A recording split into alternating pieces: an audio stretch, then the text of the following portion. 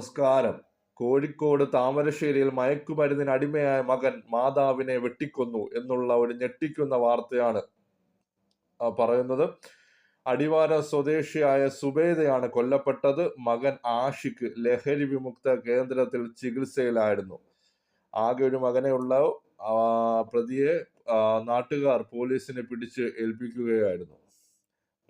മനുഷ്യ മനസാക്ഷിയെ ഞെട്ടിക്കുന്ന ഒരു വാർത്തയാണ്.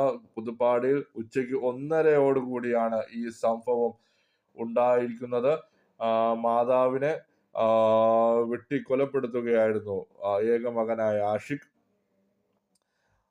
പ്രതി ബാംഗ്ലൂരിൽ നിന്നാണ് എത്തിയത്. ബാംഗ്ലൂരിൽ ഈ യുവാവ് ഏറെ നാളായി മയക്കുമരുന്നിന് അടിമയായിരുന്നു. അതിന്റെ ഭാഗമായി ബാംഗ്ലൂരുവിലെ ഡി അഡിക്ഷൻ സെന്ററിൽ ഈ യുവാവിനെ ചികിത്സയ്ക്കായി കൊണ്ടുവരുന്നത് അവിടെയായിരുന്നു. ഈ യുവാവ് ഉണ്ടായിരുന്നത് അവിടെയാണ്. ഇപ്പോൾ നാട്ടിലെത്തുകയും അതിനുശേഷം ഈ കൊലപാതകം നടത്തുകയും ചെയ്തിരിക്കുന്നത്. മാതാവിന് ബ്രെയിൻ ട്യൂമർ ആയിരുന്നു. ബ്രെയിൻ ട്യൂമറിന് ചികിത്സ തേടിക്കൊണ്ട് ഏതാനും നാളുകളായി ഒരു തളർന്ന അവസ്ഥയിലാണ് ഇവരുടെ മാതാവായിട്ടുള്ള സുബൈദ ഉള്ളത്. അവരുടെ സഹോദരിയുടെ വീട്ടിലായിരുന്നു അവർ ഉണ്ടായിരുന്നത്. ആ വേളയിലാണ് 25-കാരനായിട്ടുള്ള മകൻ അവിടെ എത്തുകയും ക്രൂരമായിട്ടുള്ള ഈ കൊലപാതകം നടത്തുകയും ചെയ്തിരിക്കുന്നത്.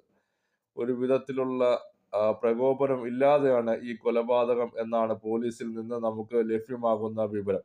ഒപ്പം തന്നെ അയൽവാസികളുടെ വീട്ടിൽ നിന്ന് അവിടെ നിന്ന് വെട്ടുകത്തി വാങ്ങിയാണ് ഇത്തരം ഒരു കൊലപാതകം നടത്തിയിരിക്കുന്നത്.